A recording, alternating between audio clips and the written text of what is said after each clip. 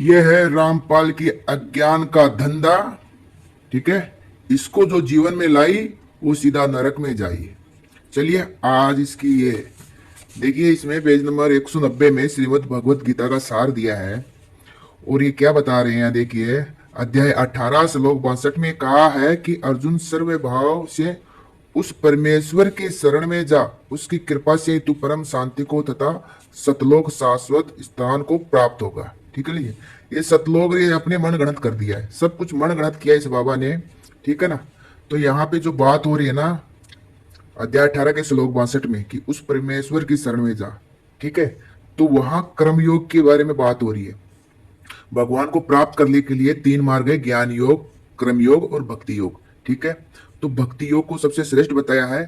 तो यहां तक भगवान सभी मार्ग बता देते हैं, भक्ति योग भी बताते हैं, कर्म योग भी बताते हैं और ज्ञान योग भी बताते हैं अर्जुन जी को। ठीक है ना, उस पर भी मैंने वीडियो बनाया है, वो डिस्क्रिप्शन में है, आप देख सकते हैं।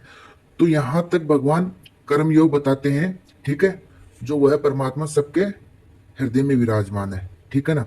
उसके बाद आगे भगवान कहते हैं कि भक्त को श्रेष्ठ बताया, तो मेरी शरण में आ जा। आगे 66वें श्लोक में कहते भी भगवान, क्योंकि भक्ति श्रेष्ठ बताया, भक्त भगवान कहता है, तो सगुण रूप से भगवान सामने ही थे, तो ऐसे बता रहे हैं। ठीक है, तो अभी अपन शुरू करते हैं। और ये जो अध्याय है जो बता रहा ना, अध्याय 4 के श्लोक 5, ये देखो क्या बता रहा है। ये ब्रह्मा जी, विष्णु जी, जन्म तथा मृत्यु तथा किए कर्म भोग अवश्य ही प्राप्त होता है। ये जन्म मृत्यु ऐसे बता रहे, इस पे भी वीडियो बनाएंगे। और ये इधर ये देख लीजिए, जो संसार रूपी वृक्ष बनाया है, ये कहाँ पे है, कौन से ग्रंथ में है, कौन सी पुराण में है, कहाँ पे कौन से उपनिषद में है। ठीक है, इसका हमें प्रमाण दीजिए। ठीक है, अपने मन गणत बना दिया ये है, इस पे भी अपन वीडियो बनाएंगे। सारी की सारी रामपाल की पोल खोलेंगे। ठीक है ना, तो आप बने रहिए। चलिए अभी इसकी अच्छी सी पोल खोल देते हैं। ये 13वां अध्याय है। देखिए, सांख्य योगी तो निराकार की उपासना करते हैं, जिसका आकार नहीं है, उनको ब्रह्म बोलते हैं। ठीक है, और क्रम योगी परमात्मा की उपासना करते हैं, तो विराट रूप, संसार को ही विराट रूप मान के भगवान का। ठीक है ना। अभी भगवान यहाँ 13वां अध्याय में 13वां श्लोक से परमात्मा के बारे में बता रहे हैं। ब्रह्म तो निराकार हो गया और परमात्मा विराट रूप को बताते हैं, उसके बारे में अभी बताएंगे। और सगुण साकार वो तो भगवान। ठीक है ना, भक्त भगवान बोलते हैं, कर्म योगी परमात्मा और ज्ञान योगी ब्रह्म बोलते हैं। ठीक है ना, एक ही परमात्मा। अब परमात्मा का स्वरूप देखिए, वह परमात्मा सब जगह हाथों और पैरों वाले, सब जगह नेत्रों, सिरों और मुखों वाले तथा सब जगह कानों वाले हैं। वे संसार में सबको व्याप्त करके स्थित है। वे परमात्मा संपूर्ण इंद्रियों से रहित है और संपूर्ण इंद्रियों के विषयों को प्रकाशित करने वाले हैं, आसक्ति रहित है और संपूर्ण संसार का भरण पोषण करने वाले हैं, तथा गुणों से रहित है और संपूर्ण गुणों के भोक्ता है। ये परमात्मा का स्वरूप बताया जा रहा है। वे परमात्मा संपूर्ण प्राणियों के बाहर भीतर परिपूर्ण है और चर अचर प्राणियों के रूप में भी वही है, एवं दूर से दूर तथा नजदीक से नजदीक भी वही है, और वे अत्यंत सूक्ष्म होने से जानने में नहीं आते। वे परमात्मा स्वयं विभाग रहित होते हुए भी संपूर्ण प्राणियों में विभक्ति तरह स्थित है, और वे जानने योग्य परमात्मा ही संपूर्ण प्राणियों को उत्पन्न करने वाले तथा उनका भरण पोषण करने वाले और संहार करने वाले हैं। देख लीजिए, उत्पन्न कौन करते हैं? ब्रह्मा जी, वही, और उनका भरण पोषण विष्णु भगवान जी, संहार शंकर भगवान जी। तो भगवान ही सभी रूपों में हुए हैं, एक से अनेक।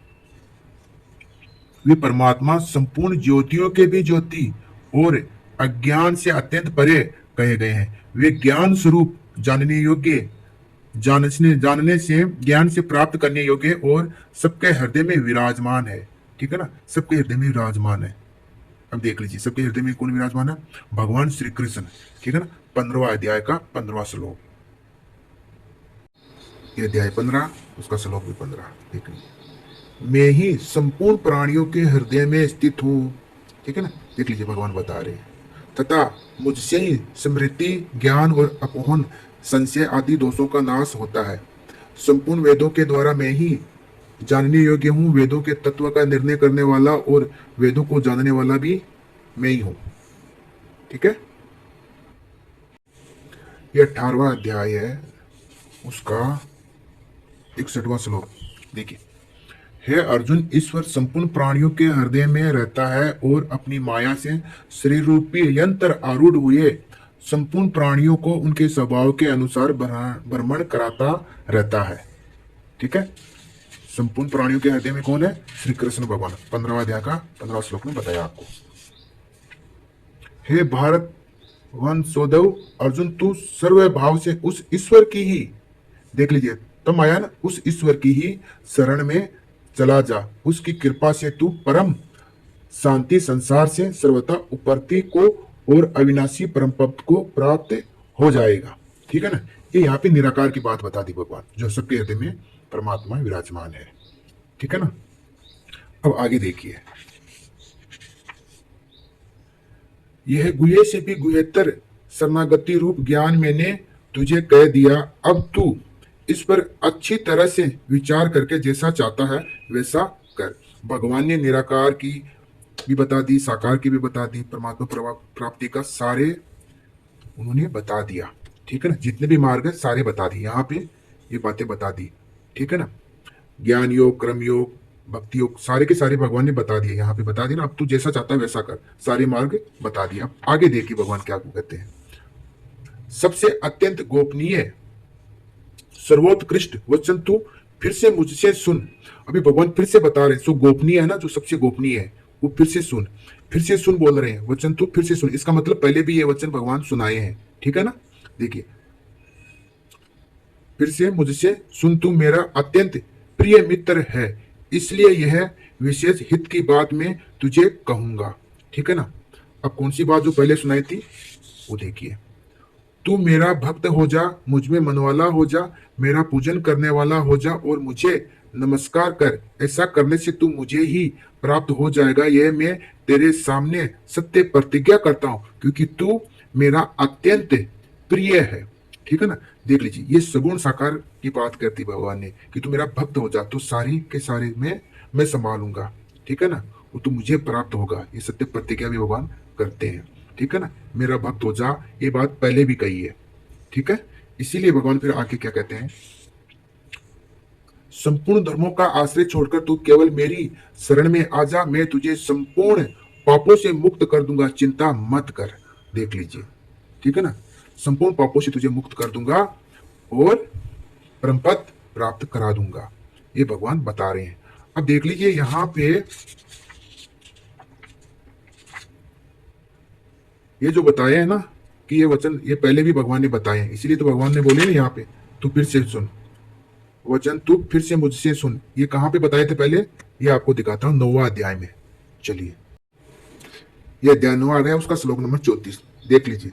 तू मेरा भक्त हो जा, मुझ में मनवाला हो जा, मेरा पूजन करने वाला हो जा और मुझे नमस्कार कर। इस प्रकार अपने आप को मेरे साथ लगाकर मेरे प्राण हुआ तो मुझे ही प्राप्त होगा। ये देख लीजिए, इसीलिए भगवान बोले थे कि ये फिर से सुन। ये बात भगवान 2 बार बताए, भक्त को सबसे श्रेष्ठ बताया। ठीक है ना, तो भक्त के लिए सब कुछ भगवान ही कर देते हैं, उसको ज्यादा कुछ कठिनाई नहीं आती है।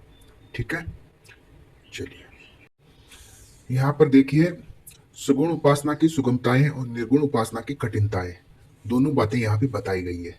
ठीक है, थोड़ा सा मैं आपको संक्षेप में बता देता हूँ।